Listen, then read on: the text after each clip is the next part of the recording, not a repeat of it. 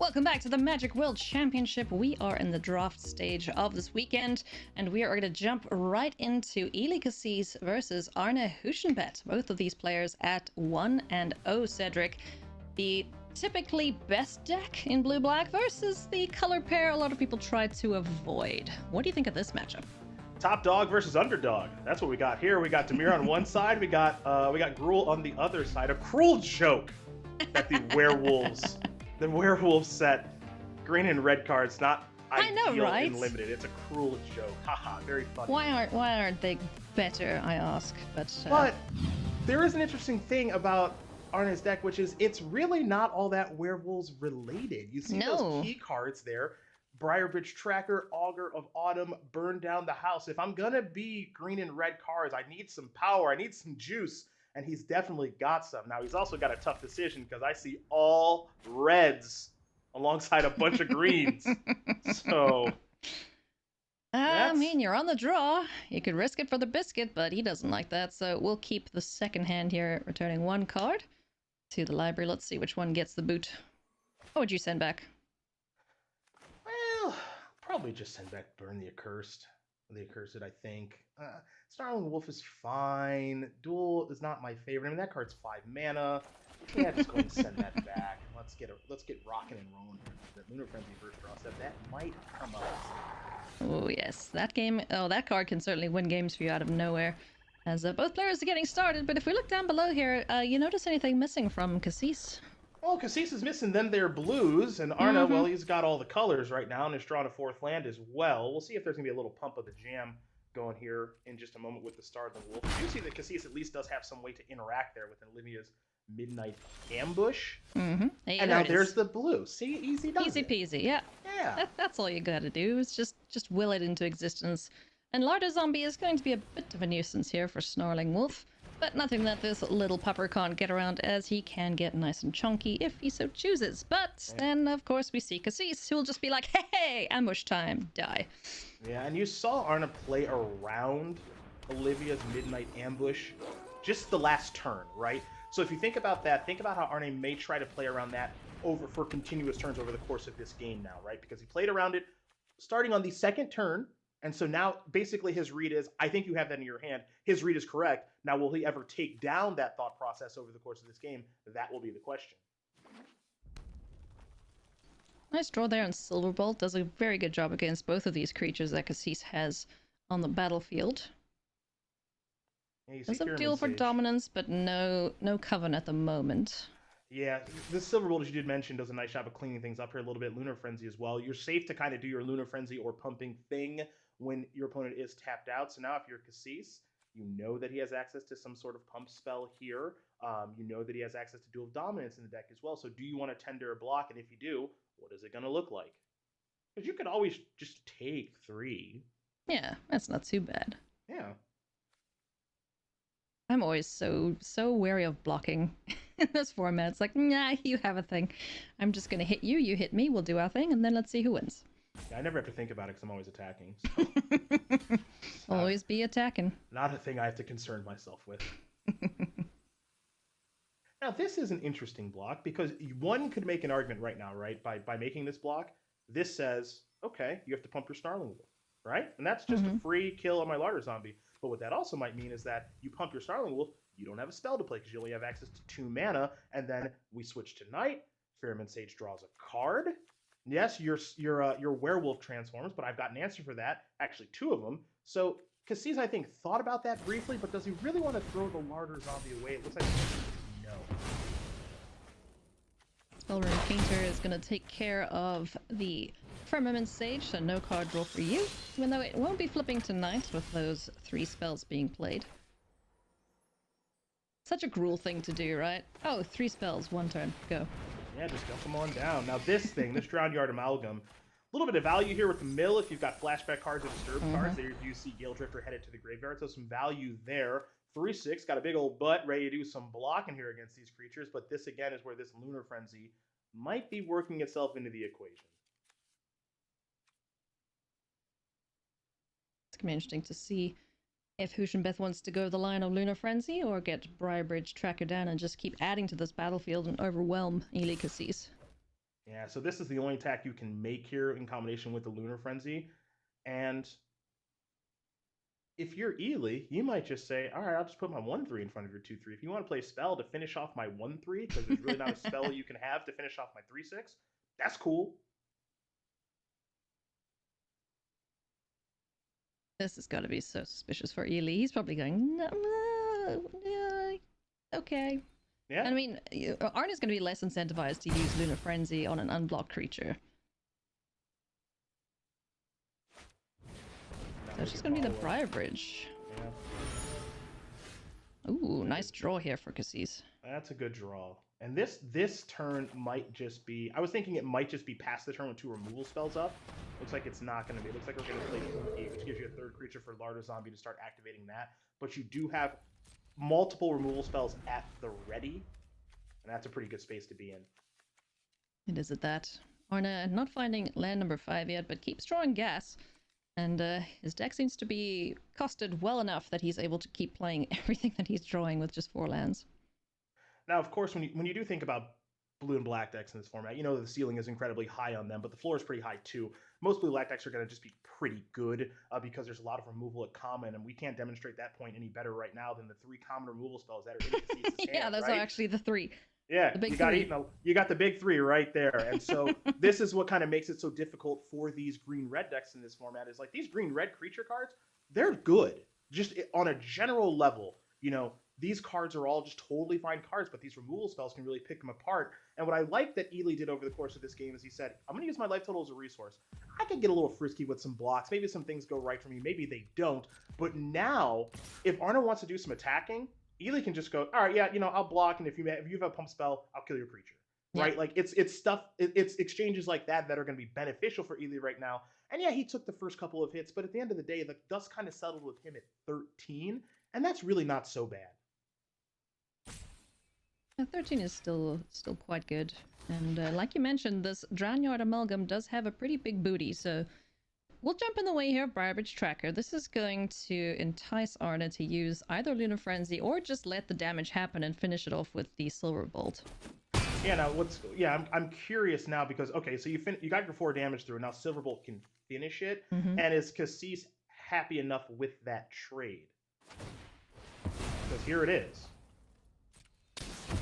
Clearly he's fine with it. And I'm a little surprised we didn't activate Larder Zombie. Yeah. It looks like he missed that. He was very focused on the defenestrate, and you can see maybe a little bit of frustration there missing that free activation. Because I wouldn't be surprised if you prefer to have that land he just drew in the old graveyard. Whale Drift is going to rejoin the battlefield as a 2/2 flyer. Still have Olivia's Midnight Ambush and Eaten Alive available, courtesy of that unblinking Observer, so not all too bad drawing that land. I might be a little sneaky right now that Olivia's Midnight Ambush is up. It's Blinky that's going to help assist in casting that.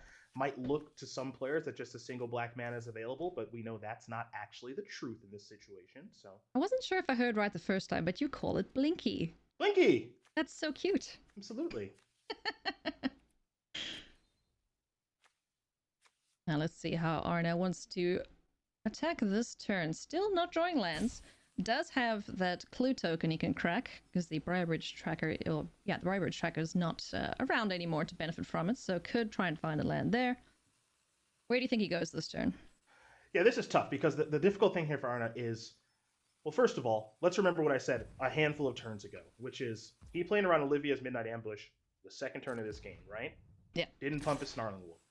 Leads me to believe that he may believe that Eli does have Olivia's Midnight Ambush in hand still. Now, we're gonna see it. Yeah, we're gonna see a double block. Ooh, we're trying to entice maybe a little bit here. That's so cheeky. Yeah, and we might also just be fine with, hey, double block. You pump your creature, make it a 3/3. Okay, cool. You're killing one of my things. We'll see how the dust does settle here. But step number 1 is has Arne taken down the I think you have Olivia's Midnight Ambush? Okay, I no longer think you have it. Okay, so there's your pump. So that's going to resolve. How much does Kassis value this Larder Zombie? Like, one of the things that we've all settled on is in this draft format, you really want to be doing something all the time. And that Larder Zombie is something that lets you do something all the time. So he let Larder Zombie go, still has Ambush at the ready, trades with the Snarling Wolf. Now here's Lambolt Harrier, and now are we going to see the removal spell here on the end step, perhaps? Is it that threatening, though? I don't think Not so at this really. point. That's not a bad draw here, because this Bat Whisper, you actually get to turn this on, right? So you get to get in here for the Whale Drifter post-combat. Little trigger action, get yourself a 1/1 bat in addition to a 4/2, and still have up the ambush. So Kassis is being extremely, extremely patient with this removal spell. Yeah. And at this point, to me, like, just judging by cards in hand, the board state, the mana situation, Kassis looks to be in the lead here. Would that be... I love his situation. I love where he's at right now, because like you're kind of just like making these exchanges, but you've got the better of it. And if anything gets a little too hairy, all right, I guess I'll finally use like one of my removal spells to clear out a real card that you've drawn. So we're just seeing some kind of like general exchanges right now. I think the tough thing right now here for Arne is like, you know, this Voldaren Stinger that he has. In order to pump that up, it's your entire turn. Yeah. And that's what's also making things a little bit difficult. The Timberland Guide hits the board along with Pestilent Wolf, so Arne is still able to get some stuff down on the battlefield, but he's losing resources at quite a rapid rate, and will be losing even more because we see those 2 removal spells in Kassis' hand. Now, of course, the question is how aggressive does Kassis want to get this with these removal spells? You know your opponent only has 1 card left in hand. There is a clue on the battlefield, too, as well, and a draw step coming next turn. So Arne could see a handful of new cards coming up, and the card that he does have in hand is pretty darn good. But there's really no, I guess I would say, rush. As far as power level is concerned, I believe that Kassis has a more powerful deck, so he might be comfortable saying, hey, let's just play some turns. Yeah. Just a couple damage. It's a 17-turn clock, Cedric. He's got this. Easy peasy. Yeah, well, I don't like that. That's too long. It's too long of a game for me personally. But... Oh yeah, let's just swing with both things. But you know, we got time. Let's see where this goes. Lunar Frenzy, still the only card in hand for Huschenbeth. Does have the clue token to draw a card when he needs to. Does he get in here with the Stinger and the Wolf? Yeah, how do we want to go about doing things? It looks like Stinger's starting to field a little bit, Timberland Guide as well. You think about Pestilent Wolf. In this particular situation, you don't really need to turn on the Death Touch to kill anything. You're just going to trade in combat normally. But here come these little knuckleheads. And remember, we've been playing this cat and mouse game around Olivia's Midnight Ambush since the beginning of the game. Huschenbeth might feel as though right now can't do anything about it. Because first of all, it's nighttime. Yeah. So it's going to be -13, but maybe just hoping, you know, I thought you had it at the early stages of the game. I just kind of hope you don't have it now, but, well, sad news. Bad news bears. Here comes the ambush. -13 on the Voldaren Stinger, so no more first touching for you. First striking, I should say. And here comes the trade between the Timberland Guide and the Flyer. So this board's getting cleared out a little bit. Making way for some new stuff. Oh, maybe a Blood Tithe Collector, perhaps? Fan me down. That is a powerful card. And do we want to get in here with this 4/2? I'd be surprised if we do. I think we can just say, how about a little 1 in the air? Just a little love tap. Boop. Now, we will almost assuredly see Arne sacrifice the clue in response to the discard trigger here. I imagine wants to keep the Lunar Frenzy. Yeah. So let's draw a card. Maybe we just draw a land and throw that in the graveyard. Sighting has... that's not that bad. Yeah, so you don't hate discarding that. Yeah, it's a bit of a decision right now, though, because, you know, how good is this Lunar Frenzy really on this battlefield, right? Because let's say you attack with Pestilent Wolf. All right, I'll take 2, right? I'll take 2, I guess. Like, why would I block? I don't care. I'll take the 2 points of damage. I go down to 11, and then my Bat Whisper is going to deal you 4. So I think the Lunar Frenzy, it's expired on this game. I don't know if there was ever a great time to cast it, but it looks like Huschenbeth agrees insofar as no more need for that. No more indeed. Pestilent Wolf going to continue the damage train here for Arne Huschenbeth, and the follow-up, a Shadow Piece sighting, which is quite a good one for Arne at this point, indeed. Yeah, he's gonna need to get pushy here. I love killing this 4/4 right now because now we're on a 2-turn clock, right? We got Arne at 16. You kill this, you just pay your mana, kill this 4/4. And this actually feels like a beautiful turn to me, right? You get to use all of your mana. You get to say, I'm going to kill your 4/4, attack you for 8, put you down to 8, play land, play Blinky post combat, and now it's just what's your plan? Because you're already having trouble with the Flyers, and you can't really confidently attack. So let's get it in there. Oh yeah. Oh yeah, Kassis doing the beatdown thing. quite effectively. 4 creatures to 2. What can burning? Arne do?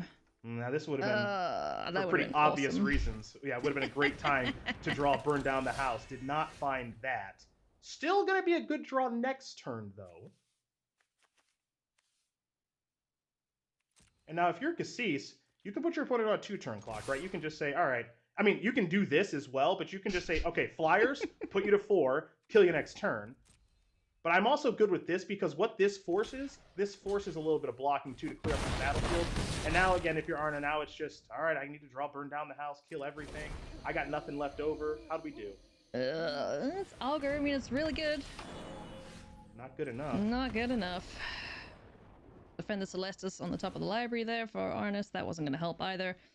But yeah, Kassis just firmly in the driver's seat from the get-go. It's like, oh, okay, you're doing things. That's fine. I'll just kill that. A little bit of trading there. You know, using all of his resources to his advantage and picks up game 1 quite nicely.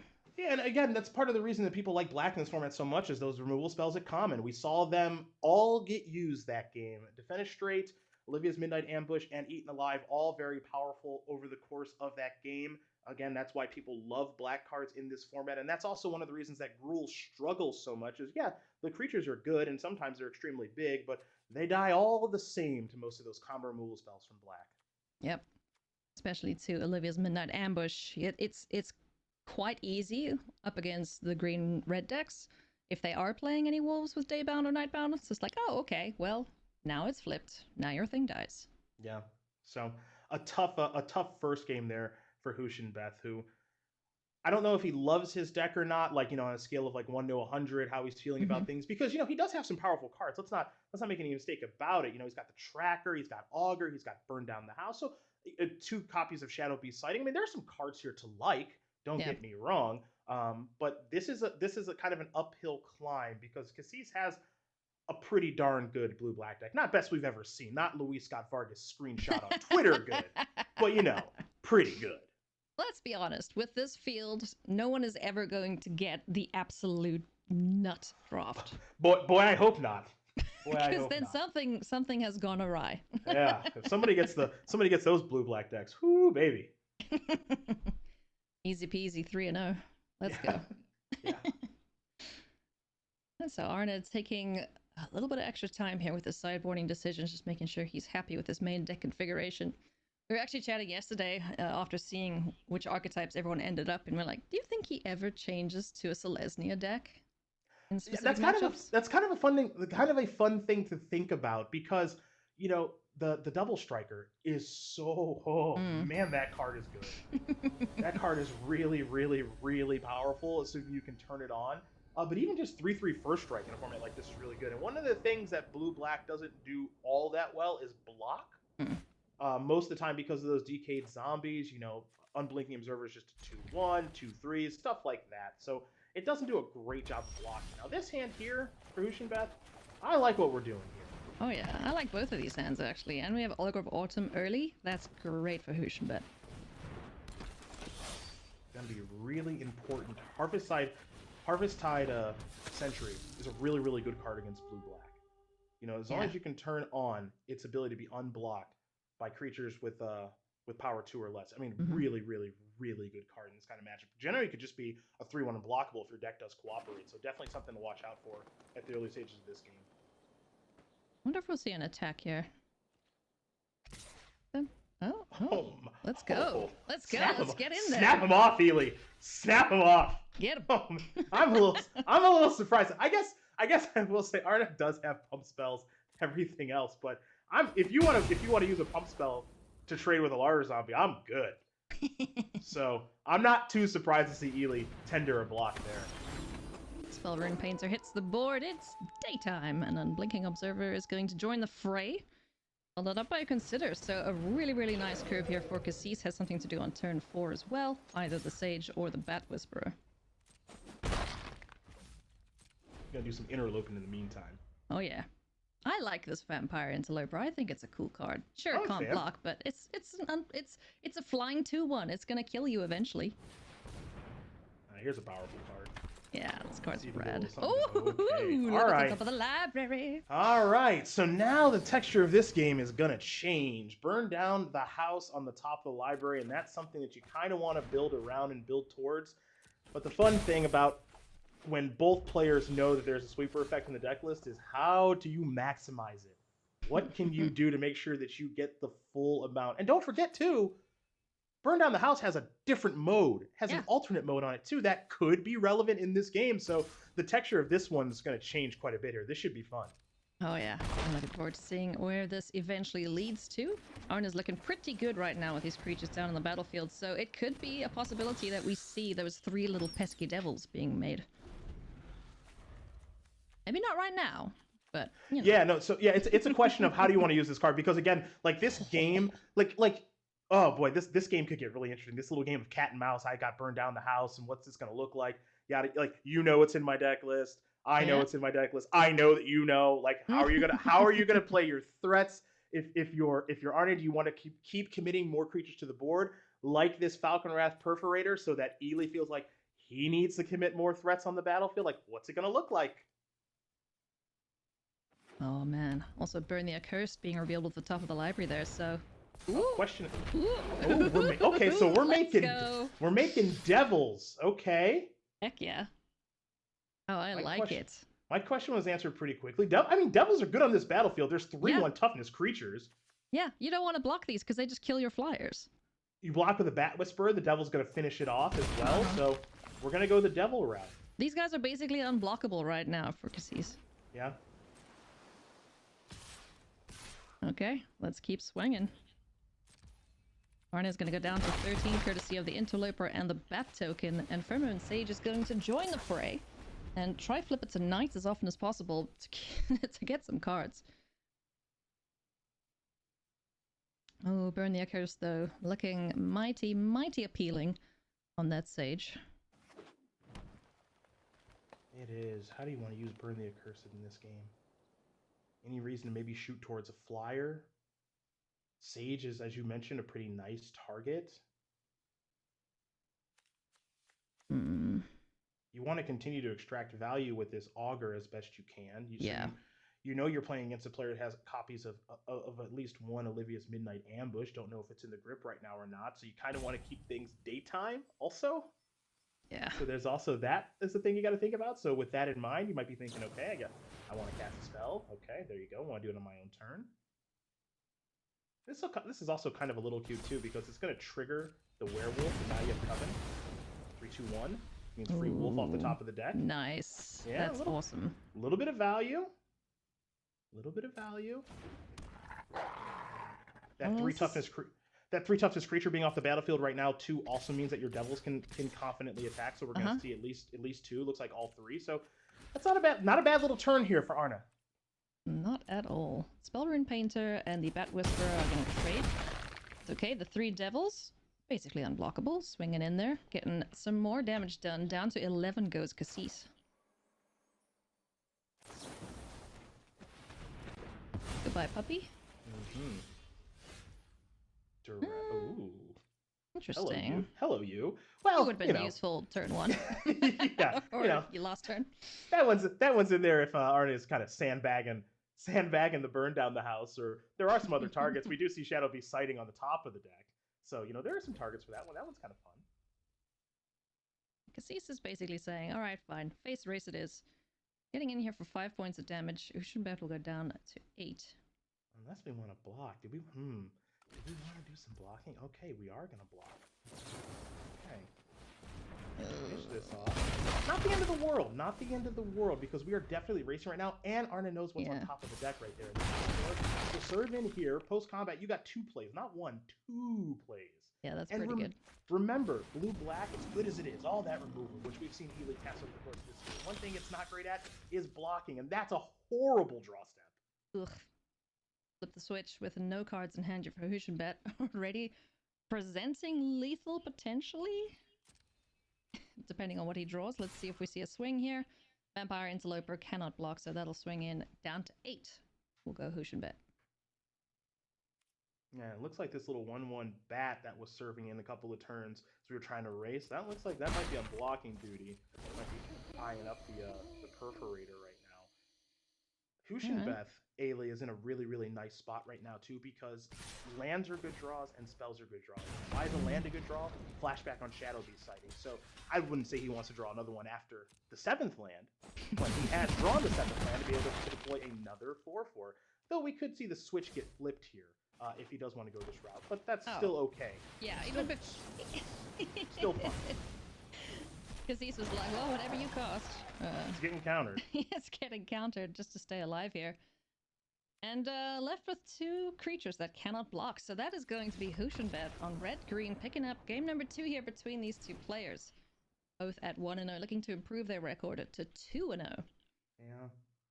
Good games between these two. This third one should be good. And what makes that game really interesting to me is, you and I are talking about how is Burn Down the House going to be used, because look, sweeper effects and limited, you're always trying to set them up, right? Yeah, play another creature. How about one more? Okay, I'll play one, which means you need to play another one. And I'm going to clean them all up. And Arne very quickly said, you know what? Your battlefield kind of stinks against a bunch of 1/1 devils. Let's go this route. And it ends up being the correct decision. Those devils were going to be very, very difficult for Kassis to deal with. Ultimately, wasn't able to. And so now we're headed to a third and final one. So we've also been chatting about what it would mean to these players to be 3-0 at the beginning of the World Championship. Like, how much of a relief is that to come out of draft, which is pretty darn difficult, and being 3-0? Relief isn't even the word I'd use. I'd use excitement, jubilation, pure joy. Look, these are the 16 current best players in the world, right? They've all earned. You and I have covered it. Everybody's watched it. I mean, these players have been amazing all year long, and now you're playing against each other. 3-0ing a draft to be one of the players that does that, one of the 2. I mean, that's outrageous. For me personally, if I'm in a tournament like this, if I 2-1, I'm ecstatic. I'm ecstatic, right? Because of the quality. No one's deck is going to be an A++. Everyone's deck is going to be kind of like a B minus or better, right? Just because that players are going to be hating cards because it's pod play and everything else, right? So to walk out of one of these drafts as 3-0, oh my goodness, I'd be jumping up and down at home if that were the case. Well, one more game for these players to potentially get into that 3-0 position as Arne makes the last few tweaks to his deck. A couple of cards coming back in. A couple cards coming back out. It's going to bring in the plummet, perhaps, to take care of some flyers. Yeah, you got that 3/4 trigger, make you discard a card. So, I mean, the 3/4 is pretty tough for Arne. Plummet, look, we could see a really high ceiling in that. We could also see it be the worst draw in his deck, depending on how things go. So keep your eyes out for that. But boy, this one, boy, I hope it's good, because it's been good so far. Yeah, it's been a great matchup between these 2 players. So let's jump in here to the decider. That is a stinker, Eli Kassis. Ooh, boy, that's better. That's a little bit better. That's Blinky again. Better. Yeah, this one. Does he just have like 4 of these in the deck? I got a couple. Got a couple of them. I think I like sending an island back. Looks like Kassis agrees with me. Or more so, I agree with Eli. Either way, island gone.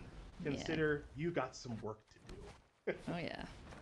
Silver Bolt's going to be the first thing on the stack, and there's another island, so won't want to see that. Well, I think if you're Kassis, I'm curious if you're supposed to take that island out, because you just kind of want to hit your land drops a little bit here. Now there's your swamp, so we are living good in the neighborhood. You're a poet, you don't even know it. On the other side of things, no red yet for Huschenbeth. But still does have plays. Majority of his hand is green. Lambald Harrier, not the most exciting 2-drop, often doesn't make the cut in most decks. Let's see, okay, the 3/6 now, the draw step. Okay, so if you're Arne, even if you draw forest, you're okay here, because you just want to get, like, if you don't draw a land, you've got to play, which is great. Yeah. You draw a land and it's not a mountain, still okay, because Farmer can tie the room together, Brybridge Tracker. I mean, you've got plays. If you just right now, if you brick on your land, it's not the end of the world. If you draw your land, you're absolutely thrilled. Oh, Blinky getting on in. Feeling it. Nice. Shadow Beast Sighting is the draw. Not great. Timberland Guide is going to pick up the mantle here and get some swings in, hopefully, as the 2/2. Again, not the end of the world, not ideal, of course, but not the end of the world missing your land drop there because you did have a play. You gotta draw it now. You gotta draw that land right now. Nope. Eli's ready to flip the switch, even on this little stinker. Snarling Wolf. Just like, wow, you have nothing else to do? Cool, bye. I'll have a 2/2, thanks. And now if you're Eli, you'd like to draw a land, but even if you don't draw a land, it's okay because your zombie is probably going to get in. That's going to turn on the Bat Whisperer trigger. Gonna see exactly that. Little Zambo's going to jump in there. Down to 18. Here comes Bat Whisperer and this pesky bat. All right, now, come on, Arne. You can do it. Not like this. Game. Behave. It's the World Championship. We want a good show. Bring the land. Yeah. I still think has a little bit of time to get there because he drew Burn Down the House. So if you think of it this way, you say, let's say he draws a land this turn, even if it's forced. Let's say he draws a land this turn.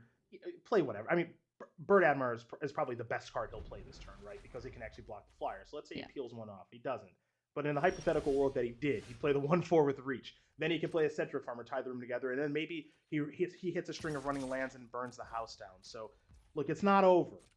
But it's getting real tough. Yeah, that's looking mighty ambitious at this point, Cedric. I'm just looking at what Eli is drawing. We have a Drownyard Amalgam coming in here now. Yeah, and oddly enough, we saw that duress there for Kassis be pretty poor in the last game. Now, mill 3 lands! Kassis! Well, look at Arne's face! Well, I was going to talk about the duress, but who cares about the duress now? Mill 3 lands is brutal by the amount. I agree with you, Arne. He's just like, hands up, what am I supposed to do? No, come on. Yeah. Are you kidding me? Oh, that's unreal. Oh, no. Oh, that's brutal. That's brutal. Now we're going to duress to clear the path, take your Burn Down the House. Oh Olivia's Midnight Ambush, kill your creature. Yeah, look, Arne's face is amazing. What the heck? Why me? I'm sorry, that's hysterical. Yeah. That sucks so much, but that's so funny. There they go. Yeah, yep. You know what? Just gonna take a moment. That's what Arne's gonna do. I'm just gonna walk away. I'm just gonna walk away.